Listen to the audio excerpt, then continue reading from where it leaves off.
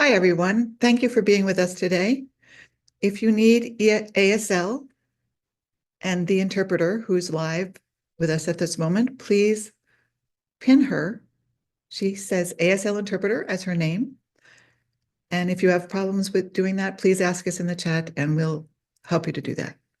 And now if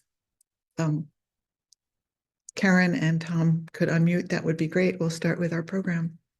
Thank you so much for being with us today. Hi, I'm Diane McGarry with Dracut Arts. With me today are co-host Tom McGarry, author Karen Osborn, and ASL interpreter Guy. Karen is the author of the novels Patchwork, a New York Times notable book of the year, Between Earth and Sky, The River Road, Centerville, winner of an Independent Publishers Gold Award, and most recently, the music book.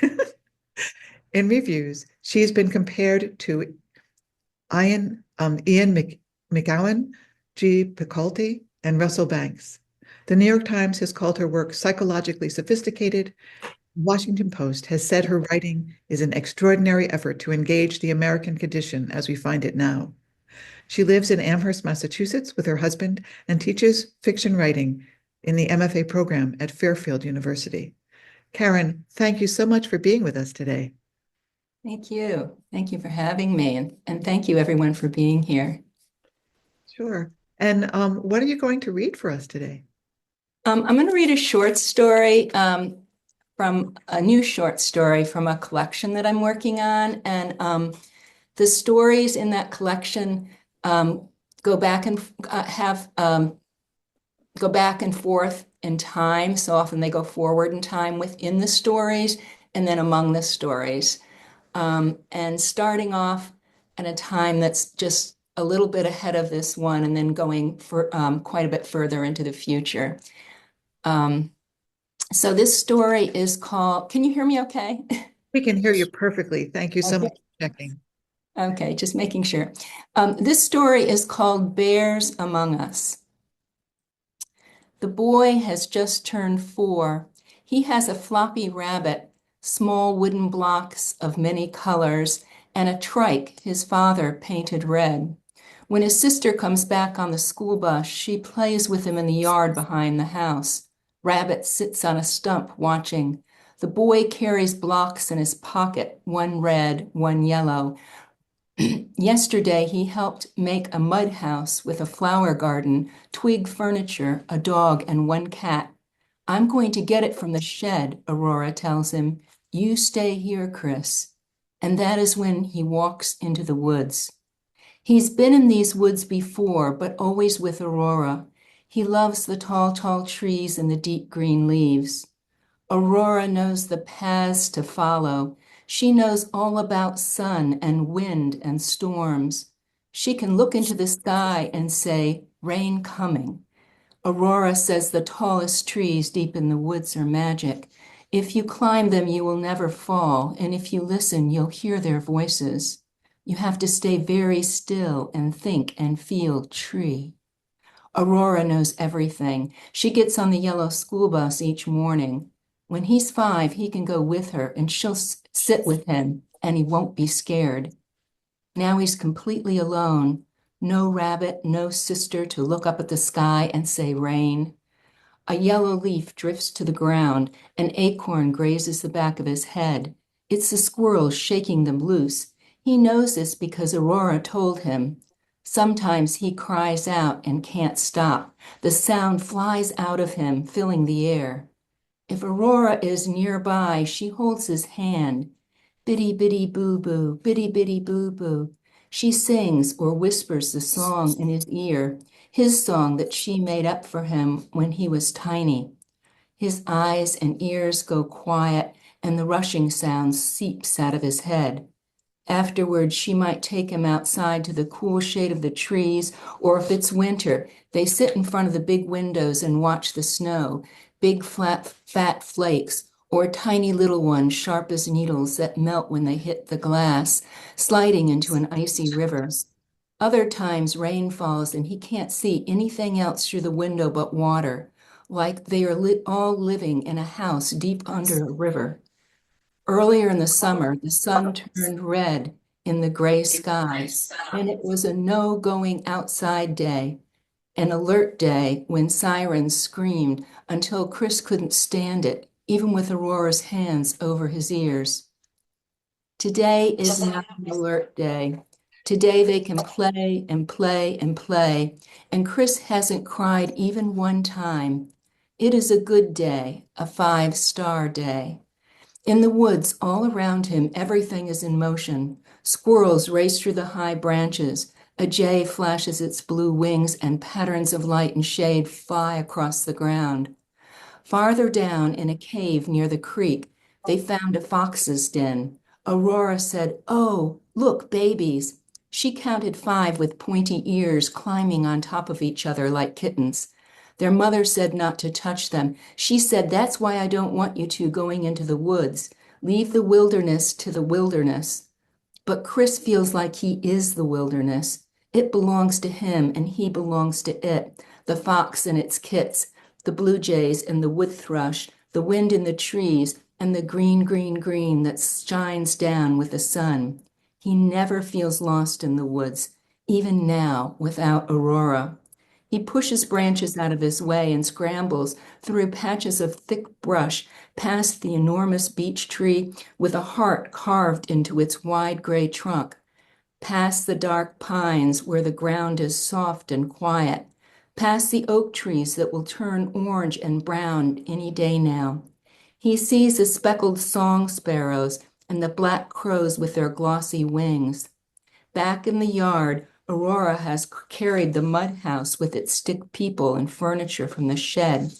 She walks a little ways into the woods, calling his name, and when he doesn't answer, she runs in the house. Chris doesn't hear her. He is almost to the creek with its babbling water. Once, when he was with Aurora, they took off their shoes and stepped in it. The water was icy all the way up to his legs, and the stones hurt his feet. But when he picked one up, it was round and smooth and fit the curve of his palm. Now he pushes through a stand of small trees. He looks down from his perch.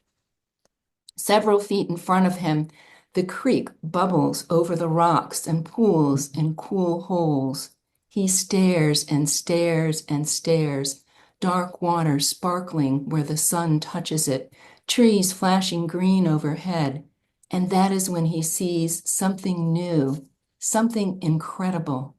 A large black animal stands on all fours in the water below. He has never seen anything so curious, so beautiful. Sunlight shines on its back where the black color is glossy and thick. The animal has a brown snout and bright black eyes like the ones on the face of the floppy rabbit he still carries from room to room. It is aware of him. He knows this, even though it is staring down at the water, head lowered. The animal knows everything, and he feels like it has been waiting deep in the dark woods for him to find it. Chris stands very still, watching as it lifts one paw bigger than any paw he's ever seen, bigger than a human hand. For a long moment, the paw hovers, then it dips into the water, rising again with a quick flourish. For a few seconds, a fish dances in the air, its bright scales glimmering, and then it disappears into the bear's wide open mouth. The bear tilts its head back, and Chris sees a lump moving down its long neck and knows it is the fish swimming now down into the bear. The big black creature carries the world inside it.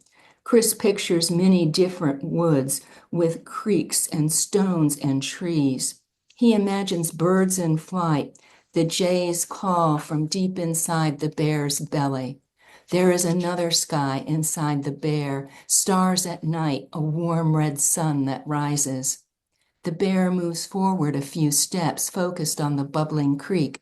It can step on the stony bottom. It can go anywhere it wants. It is so huge and strong and agile.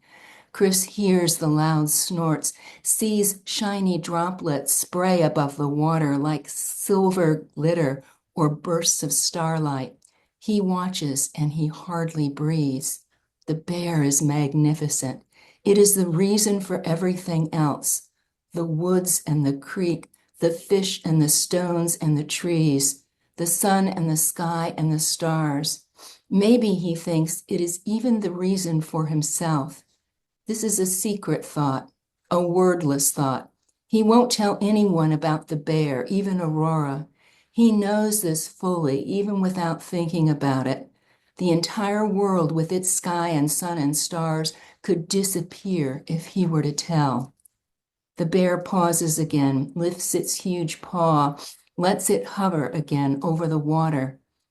It is closer to the bank now where Chris stands, so that he can see that the bear's fur is made up of many strands of black hair. He loves their blackness, their glossy beauty, loves also the brown snout with its dark nostrils. Its wide girth could hold more than one world, more than just this woods and creek. It could hold many woods and creeks, and houses too. For a long moment, the bear is very still, and then it flicks its paw down into the water, and again a small fish seems to fly up into the air, sunlit and sparkling for a swift second before it falls into the bear's wide jaw. This time, Chris sees a pointy teeth. He watches the bear's mouth close, swift as a trap, and sees its neck bulge with the fish's body. He feels for a moment as if he is the fish, swimming inside of the bear's body, gliding down into the bear's depth where other worlds lie. All this time, the boy hasn't moved, but now the bear, still swallowing, turns and stares directly at him. Chris doesn't lower his eyes, he stares back. Their eyes lock, and he couldn't look away even if he wanted.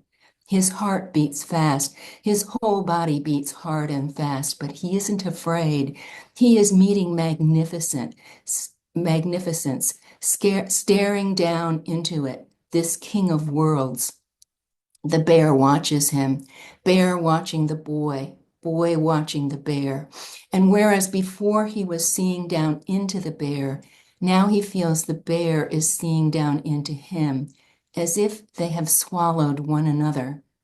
The bear sees all that the boy knows: house, rabbit, bed, each of his colored blocks, the books with their pictures, mother, father, aurora, trees, flash of bird in flight, garden with its tiny tomatoes in the summer, the school bus Aurora rides, red truck, snow in winter, the whoosh whoosh of the sled on the hill with Aurora sitting behind him.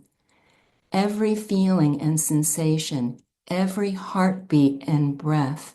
It hears the clang of pots and pans in the kitchen, the roar of machines in the nearby yards, large trucks, the massive school bus, and jet planes overhead. The bear knows all this at once, everything that Chris has heard and seen, and it has to carry all things human-made inside it because it carries the world. The bear has seen him and knows. It has swallowed the second fish and begins to move toward him across the creek, not dropping its gaze. The boy hears the sloshing of the water, sees the shifting of its large muscles rippling under the black fur, but he doesn't move. He hardly breathes. He feels each step, each lifting of a heavy paw. Beads of water flick off its bulk into the air. He hears the low huff of its breath. It stops when he reaches the bank, a few feet from where he stands, and he feels the wildness that is the bear. It is so huge he can hardly grasp its size, so huge he is submerged inside it.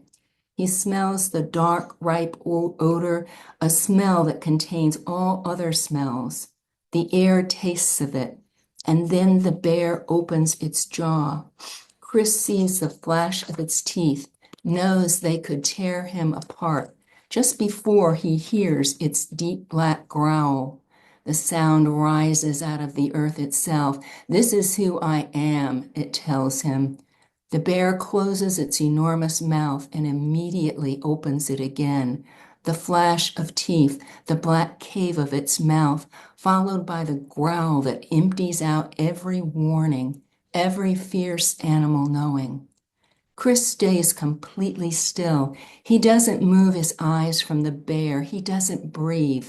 It seems that even his heart has stopped. He surrenders all of himself to this creature. Take me, have me, his stillness cries out. And then the bear lowers its head, turns and moves slowly, purposefully, through the water and over the stones, back across the creek until it steps up onto the other bank. It stops to look back at him only once before disappearing into the leafy underbrush. It is a little after 3 when Aurora comes inside. Normally, Candace would tell her to go back outside and play some more. She'd say, "Get a glass of water from the pitcher and take one back for Chris. I'll call you soon to come in and we'll make a snack." This is their weekday routine: school bus at 8 a.m., speech therapy 2 times a week for Chris, then lunch and rest. Meet Aurora's bus at 2:30, playtime, then snack at 4. The schedule is the only thing that lets her keep her job, sitting at a table in the kitchen with her computer and going in once a week for meetings. But now, when she sees her daughter's face, she forgets everything else. "What happened?" she asks, getting up from the desk, and Aurora tells her, "I can't find Chris." Chris has never strayed from the yard. When they walk into a store or the building where he goes 2 mornings a week for speech therapy, he grasps her hand and wants to be picked up, though he is 4 now and too heavy. How and why would this child, who is timid and fearful, wander off in the few minutes it must have taken Aurora to fetch the house they built yesterday from the shed? It feels impossible. They check the front and side of the yard, open the garage, and peer down the empty road before they go into the woods, pushing aside brush and small trees, calling his name. She watches for poison ivy and brambles that run wild in late summer. Could someone have come into the yard? It seems unlikely, as their road is sparsely populated, and he was in the backyard behind the house. But even so, the question terrifies her. It hovers just outside her mind, tapping out possibilities. He could be in a car already miles away. Earlier that summer, smoke from fires in the north covered the valley, and for 14 days the sky was gray with ash. The one time they went out for a walk, it was completely silent. She didn't even hear any birds, and the streets were empty, no people or animals anywhere. That was the same month Damon's younger sister died, suddenly without reason. Had the sickness they'd caught a few weeks earlier been deadly for her because she already had a heart defect? Or had the sickness done so much damage to her heart that it failed for no other reason than that she'd caught the sickness? No one knew. Then yesterday there'd been a sudden downpour when she was driving with Chris, a few fat drops hitting the windshield, followed by a wall of water, as if an ocean hanging above them had suddenly dumped its contents. The impossible had turned possible. She was trying to hold on, trying to keep life moving forward, buying Aurora a lunchbox and backpack, scheduling Chris's therapy, hoping they would make it there. Will they be all right? She kept asking herself. Will they survive? And what can I do to make sure they survive? They searched the trees closest to the house first, before pushing deeper into the woods. Then as Aurora leads the way through the brush to a clearing, there he is, her 4-year-old boy, walking out from under some tall pines. Aurora rushes to him. "We found you, Chrissy, we found you." "Are you okay?" Candace asks. "What happened? How did you end up here?" He looks both at her and past her at the same time, and this is what frightens her most. She can't imagine what he's experienced or what is going on inside him.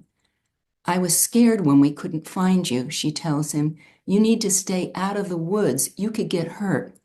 She watches for his reaction, but there is none. He doesn't say anything or cry or ask to be picked up as they start back to the house. He doesn't even complain or cover his ears when a lawnmower starts up next door. And as she walks behind him, Aurora leading them toward the house, she senses something altogether different about him. He is more solid somehow, more himself. "Let's make a snack," Aurora cries out, running to the house as soon as they reach the lawn. But Chris doesn't follow. He stops and turns. He looks back at the woods. He had stepped out of the trees and into the small clearing near the yard, and there was Aurora and his mother. For a long moment he stared at them without actually seeing them. Time was still fluid. It poured through him and out of him. It ran inside him like a river. The babe he'd been clinging to his mother, the teenager and the man he would become, all versions of himself, they swam through him. He couldn't understand, but he could feel them, these versions of himself. Himself at 8, at 14, at 19. He would be 7 when he next saw the bear standing near the road in front of his house, as if waiting for him when he got off the school bus. The bus driver wouldn't see the bear until after Chris stepped off the bus, but Chris had seen it from the window as they drove up to his house, and he would walk toward it, not even hearing the driver's words telling him to quick get back into the bus, or his mother's cries from the driveway, "Stop, Chris, stop right there," because he was suddenly so excited, so filled with bareness. His mother would complain about trampled garden beds, broken bird feeders, and the destroyed equipment they found inside the shed, the doors pulled off its hinges. The bear broke into a neighbor's house, pushed right through the screen door, and stepped into the kitchen where a child was eating its breakfast. But Chris would never become afraid, and as he grew older, he'd see many things in his forays into the woods behind the house. A possum scurrying away with babies clinging to the underside of its belly, the tall, tall treetops spinning in the wind, a flock of birds lifting all at once as if strung together, a snake shedding its skin and the skin itself, so delicate, still marked with a snake's zigzag pattern. One day a moth as large as his hand, and another day, it was late, the sun near setting, an enormous creature swooping over him, an owl, he realized. He was 24 by then, as it settled high above him, singing its haunting music. The bear will show himself 5 more times after he is 7, twice as it moves through the trees, twice by the stream, and a final time at the edge of the woods when it comes within a few feet of him. The beast is older by then, a few months from its death, and Chris feels the dark and shining bigness of the spirit that carries so many years later, it carries so many years later, long after it is gone. That same sense of bareness might wash over him as he walks among these trees or rests by the stream, as if the woods still own it, or it still owns the wood. Now Aurora leads the way out of the wood. She picks up his rabbit, floppy ears, brown fur, and carries it with her. The mud house sits in the grass near the trees. Yesterday they made rooms with cardboard walls. This is where they sleep, and this is where they play and eat, Aurora said. A world inside of a world inside of a world. "Let's make the snacks," she calls out now as she goes inside, but Chris stops. He turns and looks back at the trees. His dark eyes are large and vacant, as if he sees something but doesn't see. "Chris?" His mother squats down and puts her hands on his shoulders. Did something happen in the woods?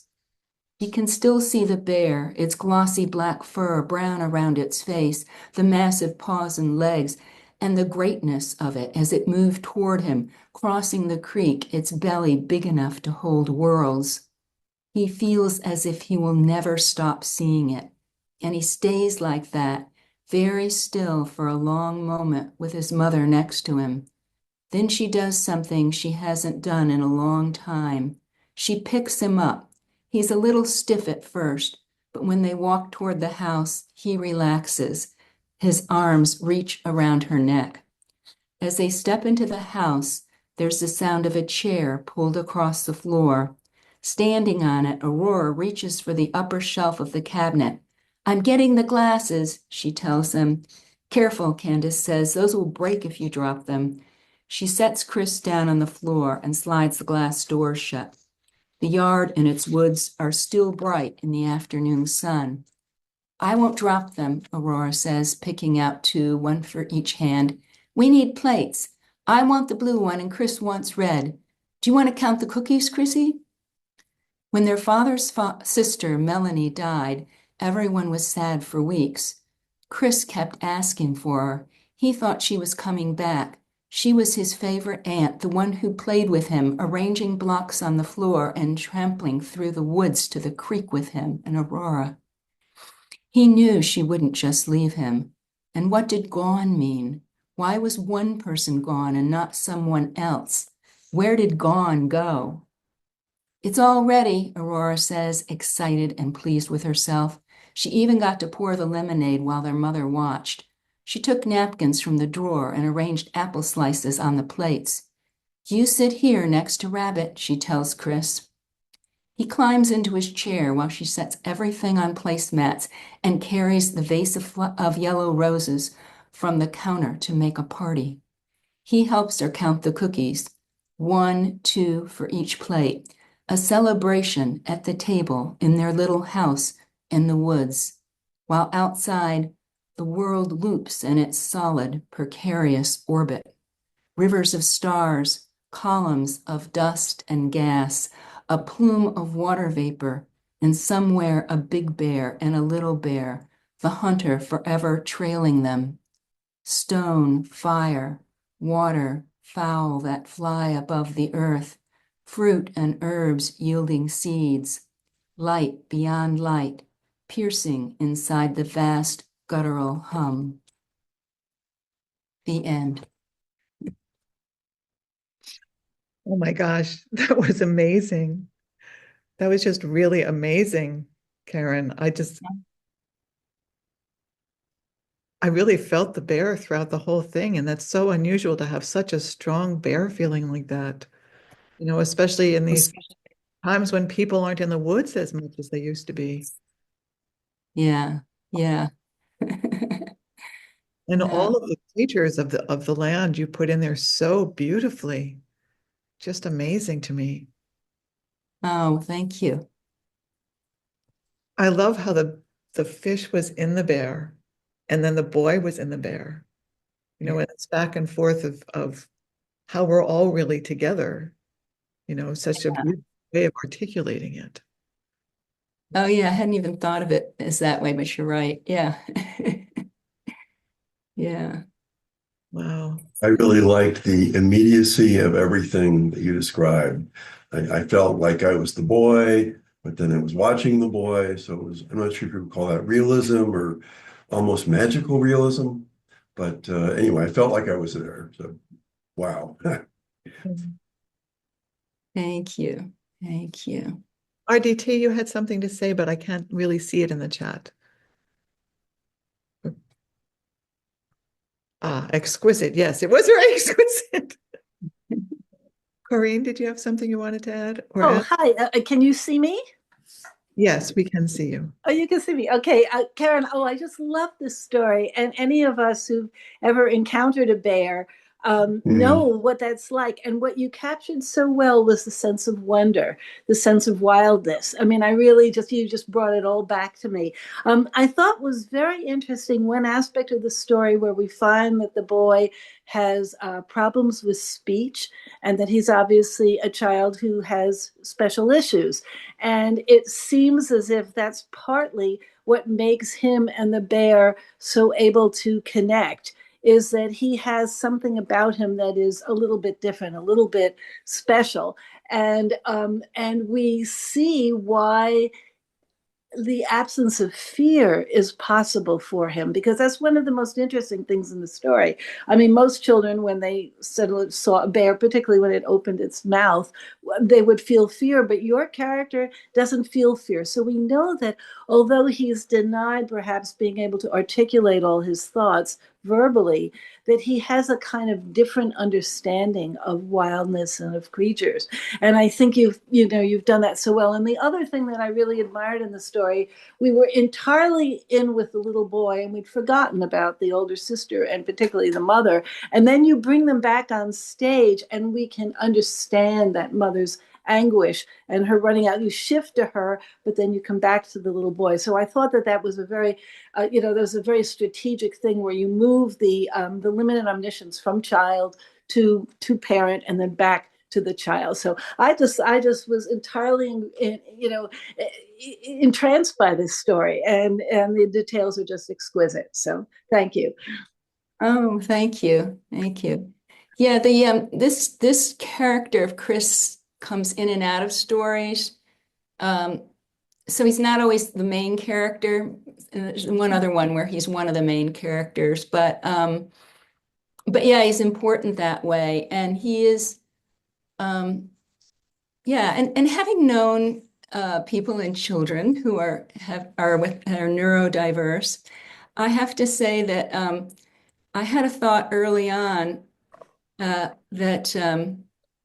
really these kids might be, because that's, going forward into the future. And I think one of my interests in that is who are the people that could, or how could people carry forward a sense of humanity? Because I think that's a lot of what we're in danger of losing, besides the actual world, of course, Yeah. and all the animals and the plants. And that's very much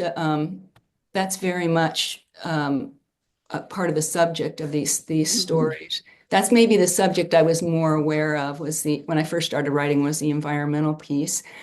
But neurodiversity is fits with the way in which a species would evolve, that you have to have neurodiversity in order and things are changing so much. So it makes sense to me that that quality that you noted in him would be part of what maybe would make him able to help carry forward the world in some way. And also to see that extraordinary thing about the world being in the bear and him being in the bear. I mean, one thing I wanted to say is that, you and I have talked a lot about you writing stories versus novels. And what I come away with today is a kind of re-reverence for the short story, a form which I worked in for years until the short story kind of lost its, I guess I would say, it lost its front of stage position in the world of literature.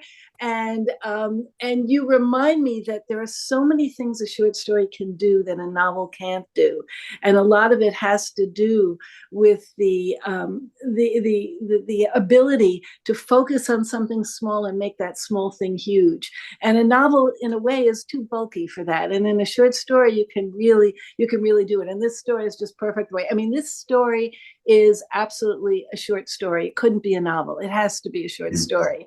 And that's what I think it makes it so really fun. Oh, well, thank you. Yeah, these are my first time I've written stories, and it is really been fun to. You don't have to say as much, you can kind of dip in, go somewhere else, and leave a lot of it open. You don't have to fill in all the pieces. But you did say a lot of questions. No, I was thinking the same thing, Maureen. You said volumes, Karen, in this. I mean, the vastness of what you expressed was incredible. Yes. And the detail that you went into in every single moment in very precise and concise language was just amazing. And actually, Kareem, one of the things you were saying, about novels versus short stories, I was just reading again. I mean, the five of us here that you can see, we're all older people, right? And we all read, but there's those who grew up with smartphones and with computers and with easy access and their eyes flitting and not really sitting down and taking time to actually read a novel. They're losing that ability, and it's heartbreaking to me to hear that.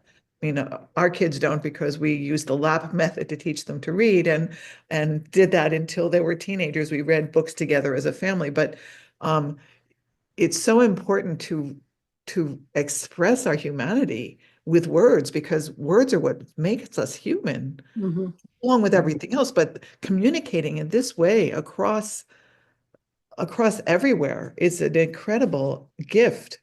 It just is. And I'm not dishing Zoom or computers, right? Because we couldn't be doing this, right? We couldn't have this right now. And there's a real gift with that, but there's a balance that we haven't found yet, I feel. Yeah, yeah, yeah. It's that is scary. Thought that we're going to lose that. I Yeah, wonder, can I ask you a question, Karen? yeah, of course. This is, can you elaborate a bit more on how this is part of a series of short stories? I mean, are they linked, and what's the span of them going to be? And you know, are you coming near to a novel by doing that, or is it still something quite different? I don't know if I'm coming near to a novel. I'd say I don't know how to define it really, and I don't know if it's not really just a collect. It's not berated stories. I wouldn't call it that, which is the link stories that a lot of people, you see a lot of great examples of that. Um, I think there are characters that reappear. So there's this little family, and especially Chris and the mother and the father. They're kind of in and out of some of the stories. And then you get some people like later on. There's a one that would be like the next generation, a girl named Jay, and and so they do, and all of the stories. So it's a pretty big sweep of time, and the looks into the future that would be way, way ahead of us. Those are kind of brief and very specific, but kind of brief pieces. So the pieces connect, but not and I think in unusual ways, and not in ways that you would always expect. So in other words, these stories I haven't thought from the beginning that they would be organized chronologically, for example, because I think I wasn't sure why at first, but the more I've been writing these for a few years now, and so I think it's partly because I'm after the way in which one piece of time holds all the other times, because that's kind of a sense that's within the stories in some of them where they go kind of forward and backward. But also, you know, it may be that I would start the collection with, for example, I don't even know the order yet, but I'm just guessing. I might start it with a story that's further ahead, that shows a time that's much kind of worse and harder than ours is now. And then kind of end with a time that's back right around where ours is, where, people can tell themselves it's all going to be fine. And maybe in part that's because, and have those two ends hold it and be opposite, because I think when you're writing something these are a little more dystopian, I guess, in that, you're really writing about the time we're in now, projecting forward, and it's sort of a warning, or the author, in that case, me, trying to grapple with that, trying to grapple with what's here now and where's all this headed. And of course, I'm not going to be around for any of it. But I have children. I have a little grandson. and even if you don't have that, I think we all wish the world well. we all hope or pray that things are gonna come out all right. And so I think that it's partly that. I don't know. Maybe some of the stories are a little bit of a prayer for me in that way, or I don't know, something that I'm it's like trying to cast a fishing line way out there, you know, and you just see what you're going to bring in. The other thing that I like about writing stories versus the novel is you can really let go in a big way and not know what's going to happen as the author. Like, you know, in writing a novel, it's much harder to do that because it's longer and you got to have a sense at some point that there's a direction it's going in. Otherwise, you're really going to lose it. Um, I write that way anyway, even with a novel, but I can't do it for as long. And I find it take in, you know, and at some point I've got to have a structure. But with a short story like this one, when I started it, all I knew was that this kid was 4 years old and he was going to go into the woods and see a bear. That's the only thing I knew. And so it was just in the writing of it that, and kind of like getting into the details and just being inside of the boy and partly inside of the bear, that it all just went in that direction. And I just find that such a pleasurable way to write. You know, it's the idea that the work that you're doing is bigger than you are.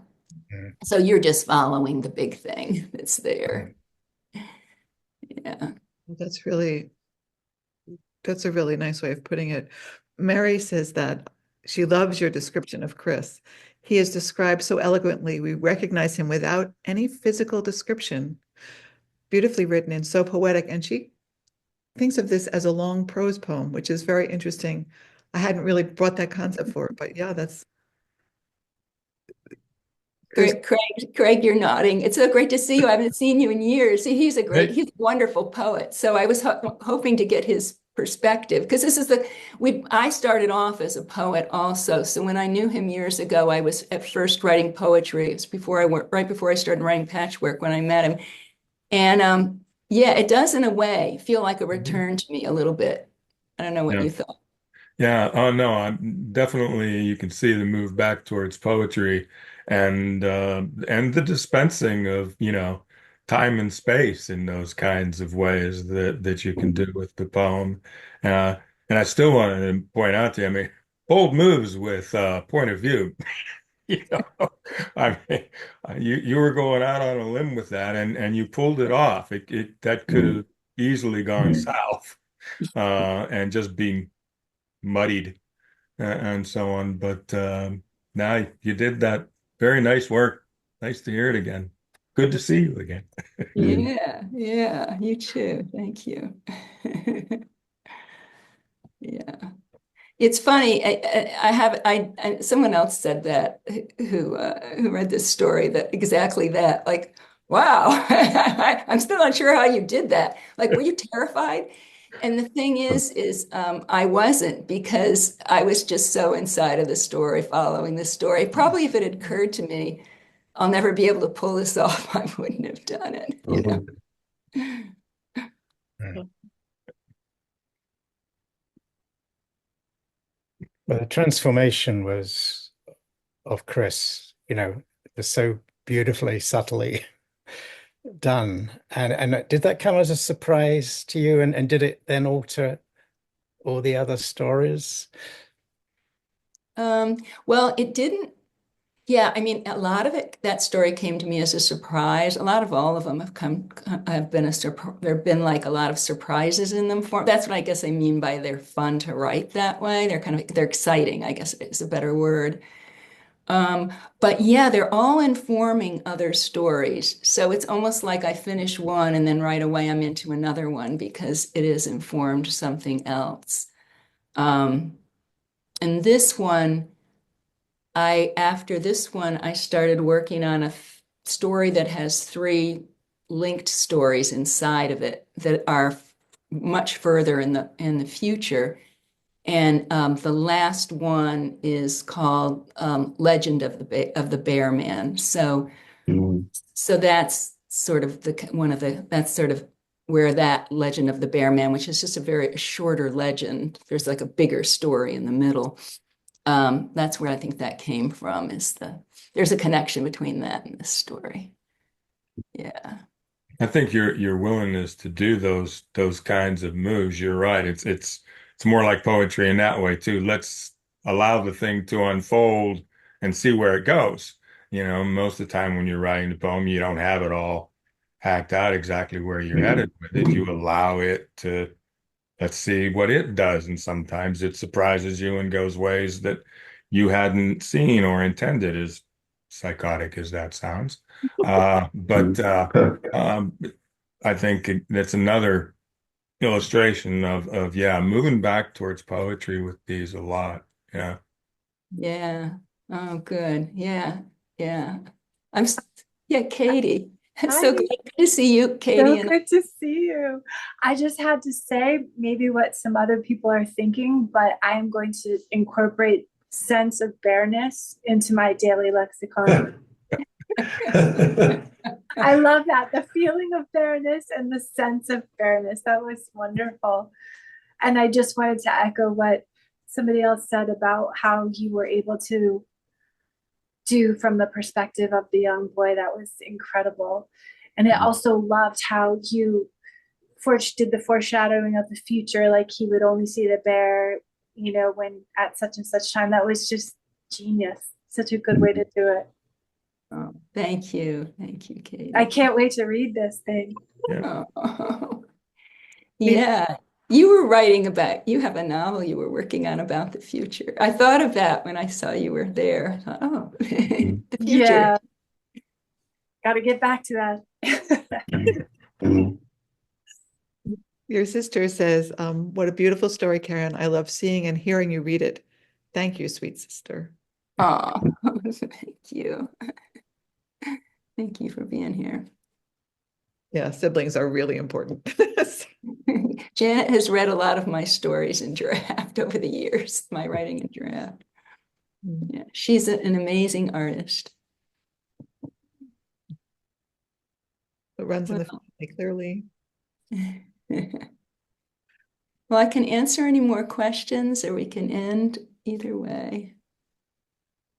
Well, thank you guys. Thank you so much for being here and listening to it and giving me your feedback and your questions. Really appreciate it. Thank you. Thank you, Karen. Thanks, Karen. This has been great. Yeah, wonderful. To all of you. And thank you all for being here for our March Art Saturday. If you're interested in purchasing any of Karen's books, they're at our bookstore. Here we go. There's our bookstore. You can go to our bookstore at bookshop.org/shop/DrakeItArts. We'd also like to thank our many donors who make these programs possible. If you're interested in becoming a donor, please go to our website, drakeItArts.com, or email us at drakeItArts@gmail.com. For more information about any of our programs or any of the things that we're doing, please check out our website. This and all our programs are archived on the Drake It Arts YouTube channel. That's youtube.com/@DrakeItArts. Thank you all so much for being here. This has been really special. And thank you, Karen, for sharing your work. It's just incredible. It really is. Thank you. Thank you so much. Thank you for having me and thank everyone for coming. Thank you. Thank you, Karen. Okay. Bye-bye. Mm.